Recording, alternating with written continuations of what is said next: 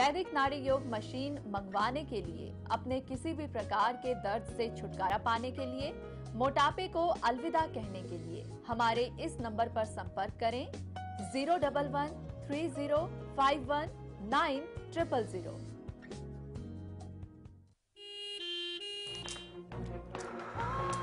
ये हादसा कैसे हुआ?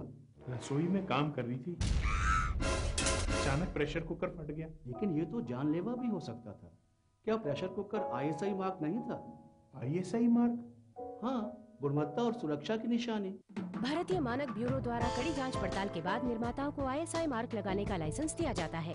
ISI का निशान 50 सालों से भी ज्यादा ग्राहकों के भरोसे और सुरक्षा की पहचान। जागो ग्राहक जागो। मलेरिया हा केवळ डास चावल्यामुळेच होतो। हा आपल्या घरात आणि आजूबाजूच्या परिसरातच होतो। घरातल्या टाक्या, आपल्या आजूबाजूचं साचलेलं पाणी, कुंडीच्या तळाशी आपण जी बशी ठेवतो त्याच्यातलं पाणी, फुलदाणीतलं पाणी, या सगळ्यामध्ये मलेरियाचे डास अंडी टाकतात। आपल्या घराच्या आजूबाजूला असं पाणी साठू देणार नाही याची काळजी घेतली पाहिजे। या डासांची पैदास वाढू नये यासाठी तुमच्यासारखीच महानगरपालिकाही काळजी घेते। शहरात ठिकठिकाणी धूम्र फवारणी आणि औषधाची फवारणी सातत्यानं करते। अळीनाशक औषध घरकामाच्या पाण्यातही घातलं जातं। मलेरिया रोखणं आपल्याच हातात आहे।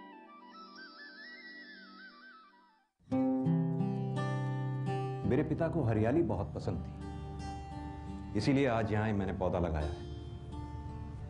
हम अपने प्रियजनों के लिए जिंदगी में कितना कुछ करते हैं, हमारे दिल के इतने करीब जो होते हैं, लेकिन उनके जाने के बाद क्या हमारे सारे फर्ज खत्म हो जाते हैं? हम उनके प्रति अपने एक आखिरी फर्ज को नजरअंदाज क्यों कर देते हैं? आइए हम अपने प्रियजनों की मृत्यु का पंजीकरण करवाएं और अपना फर्ज पूरा करें। याद रहे, पंजीकरण उसी जगह होता है जहां मृत्यु हुई हो।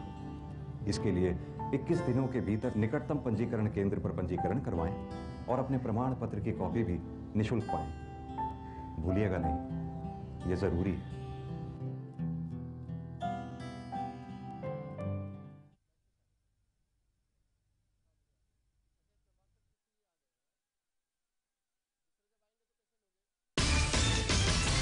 Freedom of speech, expression, faith, worship and belief.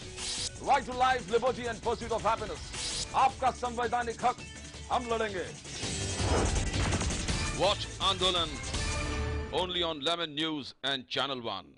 PACL India Limited पेश करते हैं Pearls Residency Mohali, Pearls City Mohali, Pearls Royal Garden Sehore, Pearls Gateway Madurai, Pearls Township Bathinda, Pearls Riviera Cochin, Pearls Gateway Tower Noida और Pearls Corporate and W Mall New Delhi. Projects of PACL India Limited. PACL में ग्राहकों का हित सुरक्षित, company अपने दायित्वों का निर्वाह करने में पूर्णतः सक्षम। आधिकारिक तौर पर पुष्टि। न कोरी बहस, न तर्कहीन बकवास, सच से हो सामना, यही है हमारा प्रयास। हम करेंगे सामाजिक सरोकारों की बात, सिर्फ और सिर्फ मुद्दे की बात। देखिए मेरे साथ सिर्फ लेमन न्यूज पर। मलेरिया हा केवळ डास चावल्यामुळेच होतो। हा आपल्या घरात आणि आजूबाजूच्या परिसरातच होतो। घरातल्या टाक्या, आपल्या आजूबाजूचं साचलेलं पाणी, कुंडीच्या तळाशी आपण जी बशी ठेवतो त्याच्यातलं पाणी, फुलदाणीतलं पाणी, या सगळ्यामध्ये मलेरियाचे डास अंडी टाकतात। आपल्या घराच्या आजूबाजूला असं पाणी साठू देणार नाही याची काळजी घेतली पाहिजे। या डासांची पैदास वाढू नये यासाठी तुमच्यासारखीच महानगरपालिकाही काळजी घेते। शहरात ठिकठिकाणी धूम्र फवारणी आणि औषधाची फवारणी सातत्यानं करते। अळीनाशक औषध घरकामाच्या पाण्यातही घातलं जातं। मलेरिया रोखणं आपल्याच हातात आहे। Freedom of speech, expression, faith, worship and belief. Right to life, liberty and pursuit of happiness. आपका संवैधानिक हक हम लड़ेंगे। Watch Andolan only on Lemon News and Channel 1. PACL India Limited पेश करते हैं Pearls Residency Mohali, Pearls City Mohali, Pearls Royal Garden Sehore, Pearls Gateway Madurai, Pearls Township Bathinda, Pearls Riviera Cochin, Pearls Gateway Tower Noida और Pearls Corporate and W Mall New Delhi. Projects of PACL India Limited. PACL में ग्राहकों का हित सुरक्षित, company अपने दायित्वों का निर्वाह करने में पूर्णतः सक्षम। आधिकारिक तौर पर पुष्टि। ये हादसा कैसे हुआ? रसोई में काम कर रही थी, अचानक प्रेशर कुकर फट गया। लेकिन ये तो जानलेवा भी हो सकता था। क्या प्रेशर कुकर आईएसआई मार्क नहीं था? ISI mark? हाँ, गुणवत्ता और सुरक्षा की निशानी। भारतीय मानक ब्यूरो द्वारा कड़ी जांच पड़ताल के बाद निर्माताओं को ISI मार्क लगाने का लाइसेंस दिया जाता है। ISI का निशान 50 सालों से भी ज्यादा ग्राहकों के भरोसे और सुरक्षा की पहचान। जागो ग्राहक जागो। मलेरिया हा केवळ डास चावल्यामुळेच होतो. हा आपल्या घरात आणि आजूबाजूच्या परिसरातच होतो. घरातल्या टाक्या, आपल्या आजूबाजूचं साचलेलं पाणी, कुंडीच्या तळाशी आपण जी बशी ठेवतो त्याच्यातलं पाणी, फुलदाणीतलं पाणी, या सगळ्यामध्ये मलेरियाचे डास अंडी टाकतात. आपल्या घराच्या आजूबाजूला असं पाणी साठू देणार नाही याची काळजी घेतली पाहिजे. या डासांची पैदास वाढू नये यासाठी तुमच्यासारखीच महानगरपालिकाही काळजी घेते. शहरात ठिकठिकाणी धूम्र फवारणी आणि औषधाची फवारणी सातत्यानं करते. अळीनाशक औषध घरकामाच्या पाण्यातही घातलं जातं. मलेरिया रोखणं आपल्याच हातात आहे.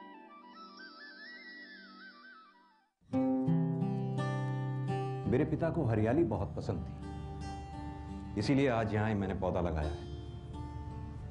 हम अपने प्रियजनों के लिए जिंदगी में कितना कुछ करते हैं, हमारे दिल के इतने करीब जो होते हैं, लेकिन उनके जाने के बाद क्या हमारे सारे फर्ज खत्म हो जाते हैं? हम उनके प्रति अपने एक आखिरी फर्ज को नजरअंदाज क्यों कर देते हैं? आइए हम अपने प्रियजनों की मृत्यु का पंजीकरण करवाएं और अपना फर्ज पूरा करें। याद रहे, पंजीकरण उसी जगह होता है जहां मृत्यु हुई हो। इसके लिए 21 दिनों के भीतर निकटतम पंजीकरण केंद्र पर पंजीकरण करवाएं और अपने प्रमाण पत्र की कॉपी भी निःशुल्क पाएं। भूलिएगा नहीं, यह जरूरी है।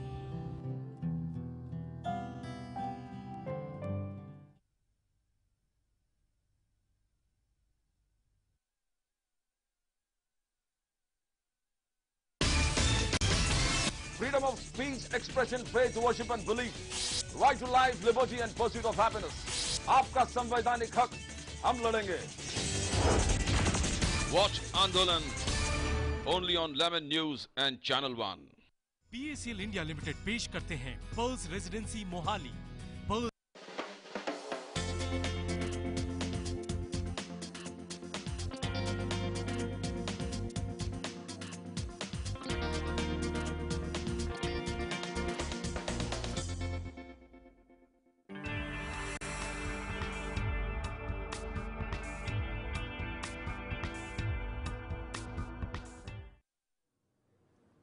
नमस्कार, आदाब। मैं हूं सलमान और आप देख रहे हैं मुद्दे की बात। मुद्दे की बात में आज चर्चा करेंगे हम मुंबई की, उस मुंबई की जिसे आज हादसों का शहर कहा जाता है, लेकिन कभी ये शहर आंदोलनों का शहर रहा है। आंदोलन ऐसे भी जिन्होंने देश को जाने माने नेता दिए, जाने मानी पार्टियां दी, जाने माने लोग दिए। मिल मजदूरों का मामला रहा हो, चाहे कामगारों का मामला रहा हो, आंदोलन इस शहर की पहचान रहे हैं। और एक बार फिर मुंबई सहित पूरे देश भर में आंदोलनों के दौर शुरू हो चुके हैं। अब इसे चाहे आप आगामी चुनाव से जोड़कर देख लें, चाहे मजदूरों की समस्याओं में के प्रति यूनियन नेताओं की जागरूकता समझ लें, या फिर आप पर है आप इसे किस रूप में लेते हैं। लेकिन आगामी 2 दिन मुंबई सहित पूरा देश आंदोलन की राह पर चल पड़ा है।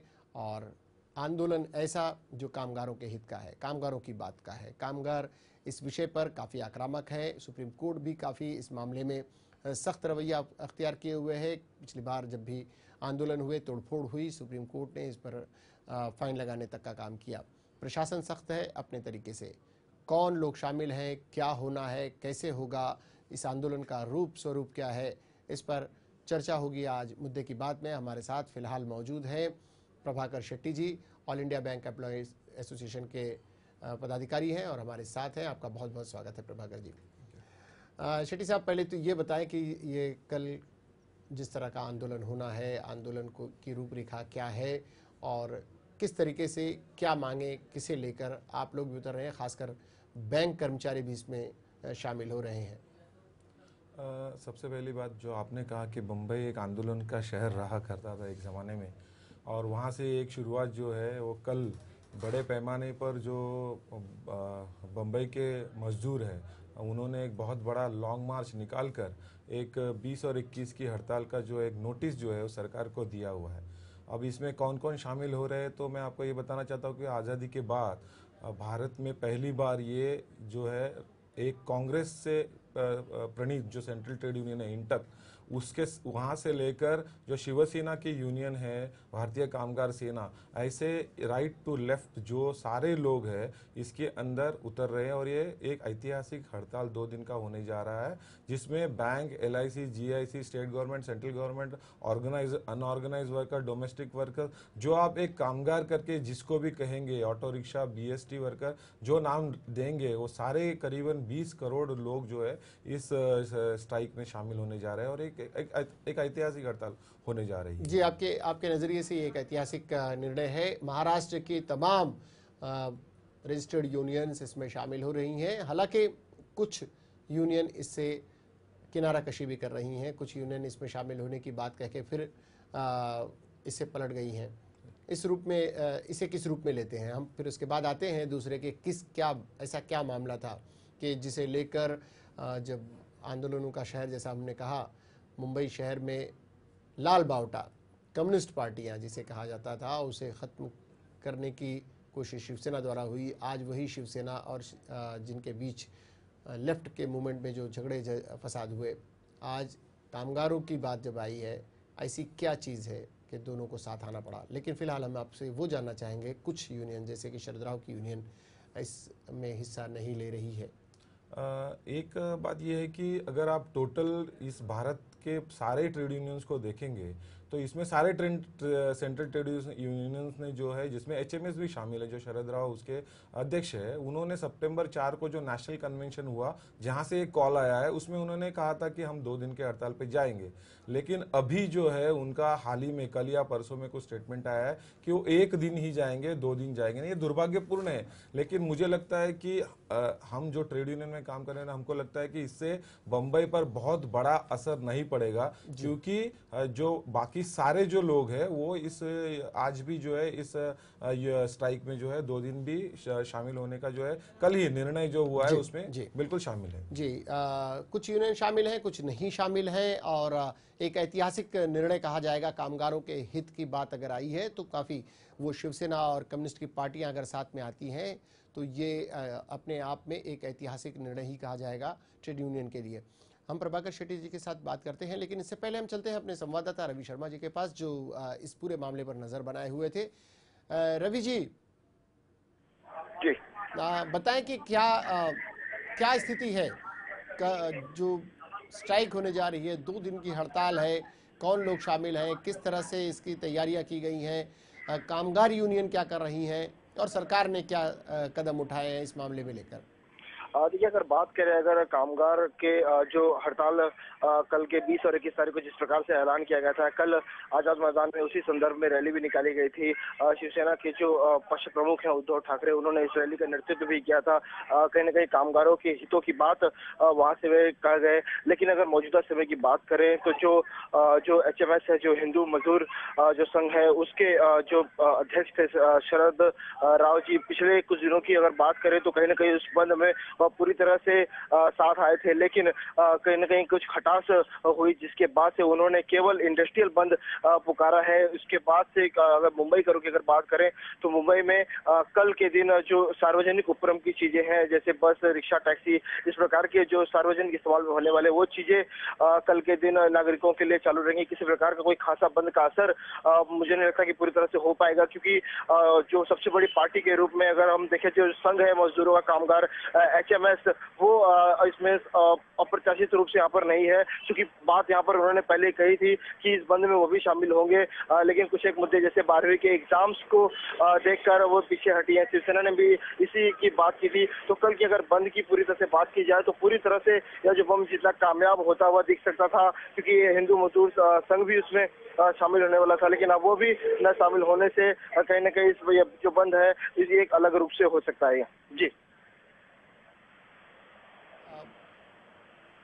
आंदोलन सख्त हो सकता है, सभी तबके के लोग इसमें शामिल होंगे, लेकिन चूंकि 12वीं की परीक्षा, बोर्ड के एग्ज़ाम शुरू हो रहे हैं, जिसे लेकर सभी ट्रेड यूनियन के नेता इस मामले को लेकर काफ़ी संवेदनशील है और विद्यार्थियों के भविष्य के साथ खिलवाड़ नहीं करना चाहते। उनकी मंशा शायद यही है और इसलिए बेस्ट की बसों को, ऑटो को, टैक्सी यूनियंस को इसमें वो अपनी मर्जी से शायद शामिल नहीं हुए हैं।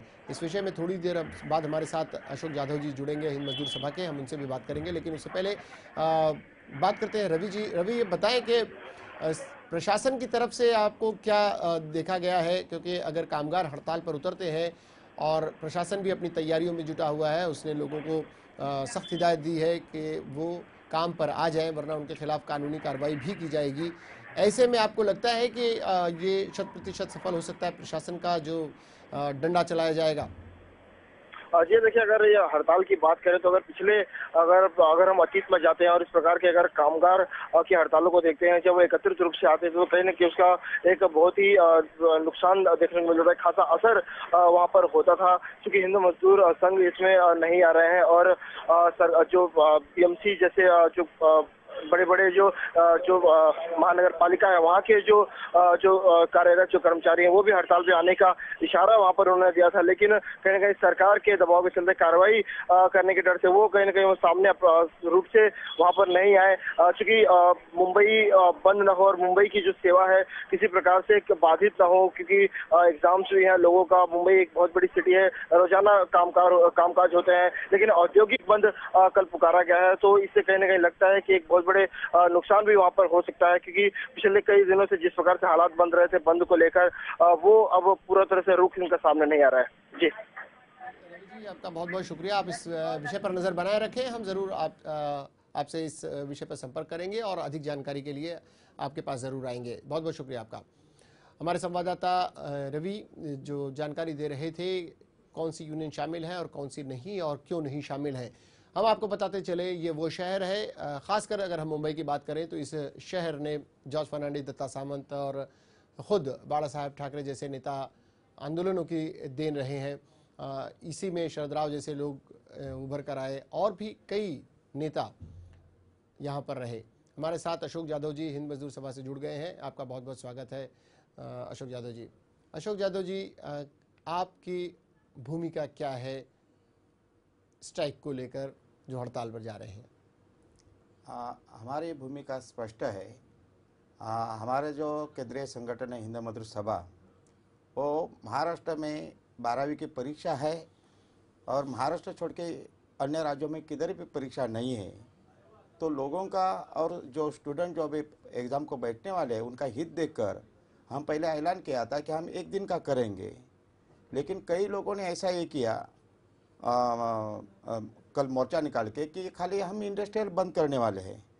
तो शरद राव जी ने जब ये पूछा कि अगर इंडस्ट्रियल बंद करने वाले है तो पहला तय होना चाहिए था, लेकिन आपने किया नहीं, तो हम लोगों का हित देख के हम इंडस्ट्रियल बंद में हम शामिल होंगे, लेकिन बाकी के कौन से भी बेस्ट हो या महापालिका हो या रिक्शा वाला हो, फेरी वाला हो, तो हम कल हड़ताल में भाग नहीं लेने वाले।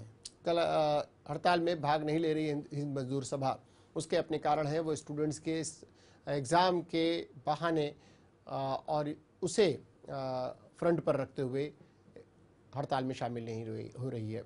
प्रभाकर जी, सवाल आपसे, हम इसे दूसरे नज़रिए से आपसे जानना चाहते हैं। क्या जब एकता हो रही थी, सभी राजनीतिक दल से जुड़े हुए संगठन, अव्वल तो राजनीतिक दल से जुड़े हुए संगठनों की अपनी एक मर्यादा होती है, वो राजनीतिक दल से चूंकि जुड़े होते हैं, लेकिन उसके बावजूद स्वतंत्र रूप से भी वो काम करते हैं। आपको नहीं लगता कि यूनियन की एकता कहीं ना कहीं थोड़ी सी, भले ही स्टूडेंट्स के एग्ज़ाम्स के बहाने थोड़ी सी बिखरी? नहीं, मैं इस डिबेट को मुझे लगता है कि थोड़ा सा वो ट्रैक में लेके जाने की ज़रूरत नहीं। मैंने पहले ही कहा, शरद राव जी ने जो उन्होंने भी कहा, जाधव जी ने भी कहा कि जब ये 4 सितंबर को जो नेशनल कन्वेंशन हुआ उसमें तो आप लोगों ने, सब लोगों ने तय किया, जिसमें मैं तो उसमें छोटा आदमी वहाँ नहीं था, लेकिन हमारे जो भी सेंट्रल ट्रेड यूनियंस के लीडर थे उनके रिपोर्ट के महत्व और वो सब सारा रिजोल्यूशन हुआ।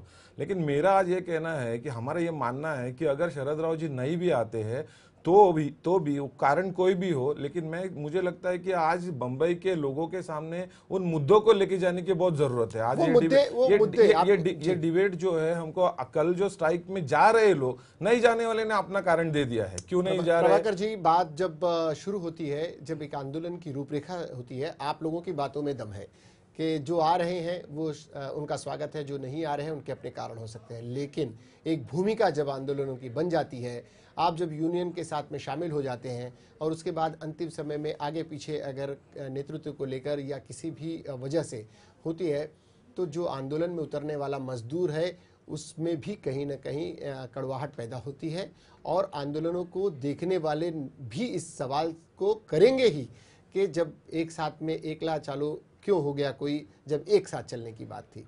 खैर, हम आपकी बातों को भी सम्मान देते हैं कि हम इस विषय में नहीं उलझना चाहेंगे। जी जी जी, इतना ही कहना चाहूंगा कि जादव जी जब बात करें तो मैंने एक ही नोट किया, उन्होंने एक बहुत अच्छा पॉइंट रखा कि महाराष्ट्र में उनके अपने रीजन है, लेकिन देश भर में HMS जा रही है। बहुत अच्छी बात। तो मेरा कहना है कि ठीक है, महाराष्ट्र में अपने रीजन, मैं उनसे डिफर कर रहा हूँ कि नहीं उनका रीजन ठीक नहीं, लेकिन वो अभी डिबेट का विषय नहीं है। लेकिन कम से कम भारत भर जो मजदूर, आज 20 करोड़ मजदूर जा रहा है, उसमें HMS वाले भी है। HMS के लोग अगर पूरे देश में शामिल है, महाराष्ट्र में उनके अपने कारण है और बड़ी बात यह है कि काफी जगहों पर शामिल हुए हैं, लेकिन आरोप प्रत्यारोप भी यहीं पर हो रहे हैं, महाराष्ट्र में ही, मुंबई में। इसलिए सवाल भी लाजमी था और आपका चूंकि आंदोलन, आपका सीधा सीधा ध्यान इस तरफ है कि आंदोलन सक्सेस हो और इस बात की भी हम तारीफ करते हैं। हमारे साथ टीचर, हम आते हैं आपके पास जरूर अशोक जादव जी, लेकिन हमारे साथ teachers union, junior college teachers union के अध्यक्ष अमर सिंह जी जुड़े हैं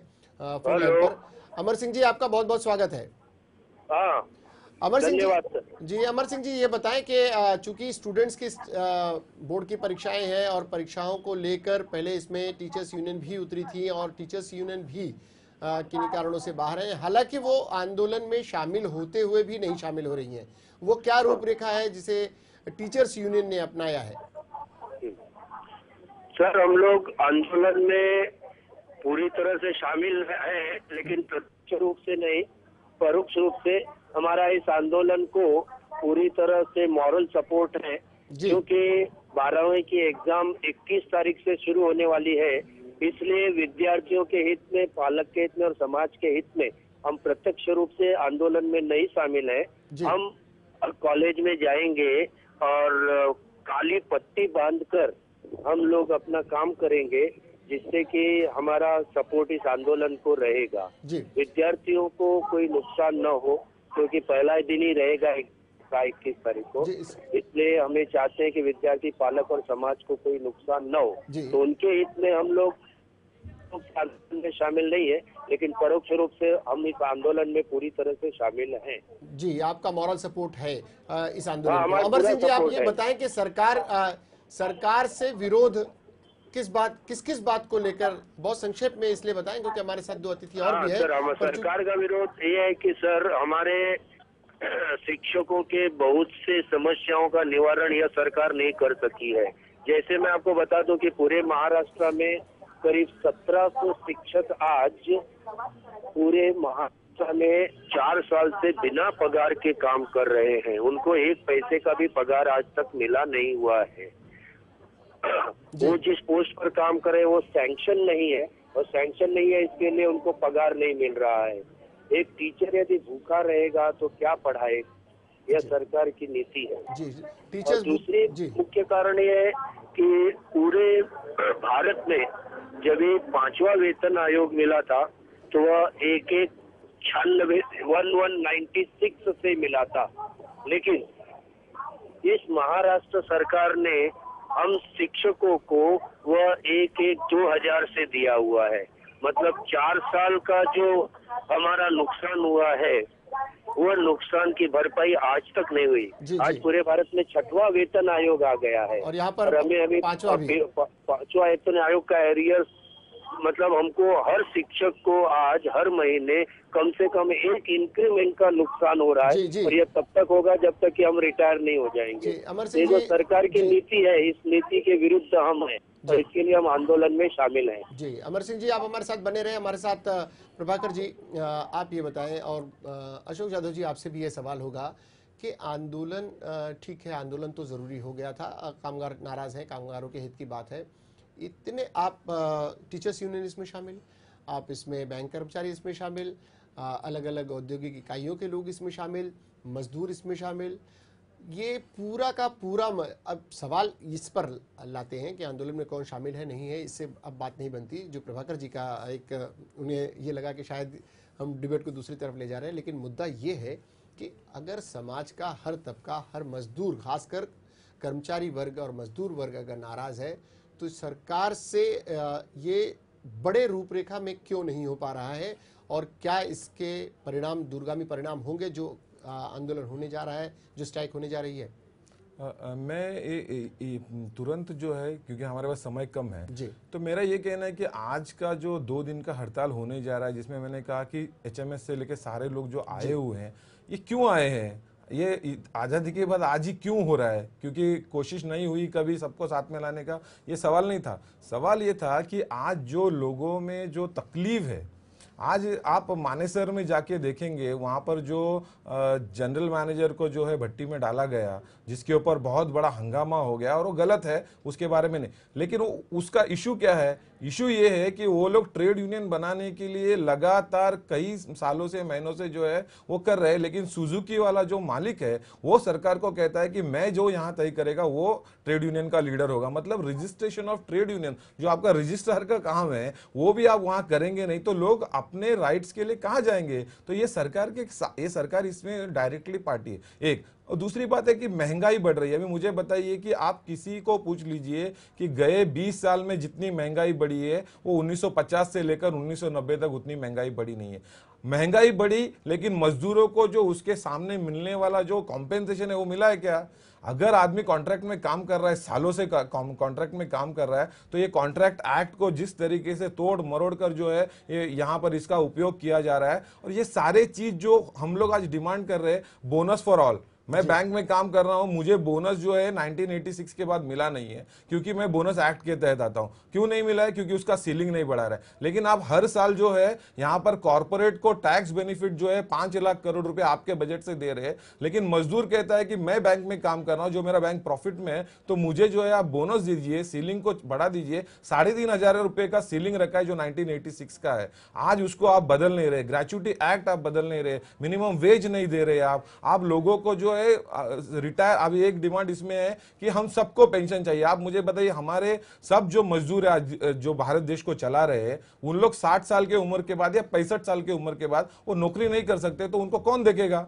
तो ये यूरोप में और ब्रिटेन में और अमेरिका में ये सारे चीज जहां पे प्रगत देश है, वहां पर जो पेंशन फॉर ऑल है वो हम मांग रहे हैं। तो हमारा गलत क्या है? और सरकार ने उसके बारे में अपनी भूमिका नहीं रखी है और रखेगी भी नहीं। मैं ये इस माध्यम से कहना चाहता हूं, क्योंकि सरकार का जो रास्ता जो है मनमोहन सिंह जी का, वो रास्ता जो है कहीं और जा रहा है, और वो है कि लोगों का जो है कमाई जो है उसको कटौती करने का रास्ता है और अमीरों को और अमीर बनाने का रास्ता है। इसीलिए जो है ये सारे डिमांड्स आज उभर कर आए, और इसलिए इतने सारे लोग जो इंटक के नीलम संजीव रेड्डी प्रधानमंत्री से बहुत बार मिले और उन्होंने कहा कि कुछ मांगे इसको कम से कम करो, लेकिन मनमोहन सिंह जी कल तक बोले नहीं और कल बोल रहे हैं कि आप स्ट्राइक वापस। जी अशोक जी, चलते चलते आप क्या कहना चाहेंगे? प्रभाकर जी जो अभी बात उन्होंने अभी की, मैं 100% उनके बात में सहमत हूँ। सीलिंग बढ़ाते नहीं, कितने साल के पहले जो किया है अभी तक, अभी मुझे लगता है 15-20 साल हो गए। आपको लग रहा है कि अशोक जादव जी आप बताएं कि क्या आपको लगता है कि अब इसके जरिए आज जो आंदोलन होगा सरकार अपनी नींद से जागेगी? बहुत संक्षेप में। नींद से जागे, इसलिए हम प्रधानमंत्री का स्वागत करते हैं। नींद से जागे हैं आपको लग रहा है? अभी लगता है हमें, क्योंकि अगर मुझे लगता है, मैं अभी 31 साल से मैं ये ट्रेड यूनियन में हूँ, तो 31 साल में ऐसा कभी नहीं देखा कि प्राइम मिनिस्टर खुद आके बोले और उन्होंने ये जो कमिटी है उसका नाम एक तय किया, कौन कौन वो कमिटी में रहेंगे। तो कमिटी में एंथोनी साहब है, डिफेंस मिनिस्टर है, ये अपना शरद पवार साहब है, बाद में सुशील कुमार शिंदे साहब है, और लेबर मिनिस्टर है। चलिए हम आप लोगों को शुभकामनाएं देते हैं कि आपको लोगों को लग रहा है कि प्रधानमंत्री जागे हैं, नींद से सरकार जागी है, लेकिन उसके बावजूद आंदोलन 2 दिन का होना है, स्ट्राइक होनी है। इस स्ट्राइक पर सभी की नजरें रहेंगी। मजदूर वर्ग अपनी मांगों को लेकर सजग है, सचेत है। जैसा कि हमने कहा कि मुंबई वो शहर है जिसने बड़े बड़े नेताओं को और बड़े बड़े आंदोलनकारियों को यहाँ पर पनाह दी, उन्हें बड़ा पाला पोसा और बड़ा किया, और आंदोलनों की एक नई रूपरेखा भी मुंबई ने तैयार की। हम उम्मीद करते हैं आप लोगों का आंदोलन सफल हो, लेकिन सरकार इस पर क्या निर्णय लेती है, प्रशासन क्या निर्णय लेता है, और इस पर भी हमारी नज़र बनी रहेगी। आप लोग आए, आप लोगों ने चर्चा में हिस्सा लिया, आप लोगों का बहुत बहुत शुक्रिया। मुद्दे की बात में आज के लिए इतना ही। मुद्दे की बात की पूरी टीम को दीजिए इजाजत, लेकिन देखते रहिए लेमन न्यूज़।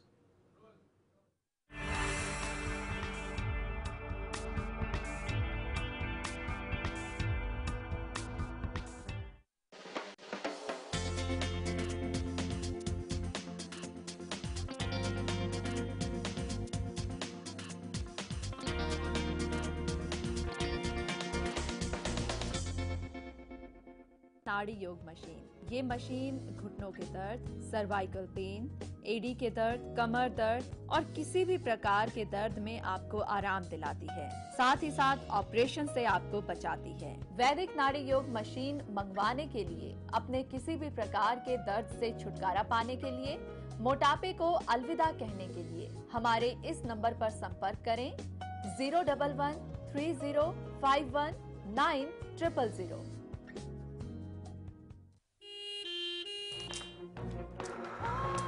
ये हादसा कैसे हुआ? रसोई में काम कर रही थी, अचानक प्रेशर कुकर फट गया। लेकिन ये तो जानलेवा भी हो सकता था। क्या प्रेशर कुकर ISI मार्क नहीं था? ISI mark? हाँ, गुणवत्ता और सुरक्षा की निशानी। भारतीय मानक ब्यूरो द्वारा कड़ी जांच पड़ताल के बाद निर्माताओं को ISI मार्क लगाने का लाइसेंस दिया जाता है। ISI का निशान 50 सालों से भी ज्यादा ग्राहकों के भरोसे और सुरक्षा की पहचान। जागो ग्राहक जागो। मलेरिया हा केवळ डास चावल्यामुळेच होतो। हा आपल्या घरात आणि आजूबाजूच्या परिसरातच होतो।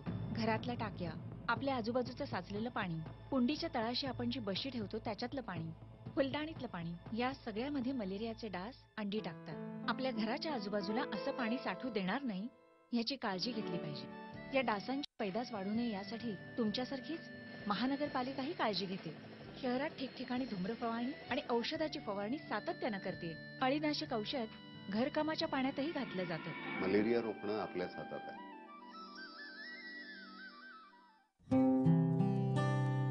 मेरे पिता को हरियाली बहुत पसंद थी, इसीलिए आज यहाँ मैंने पौधा लगाया है।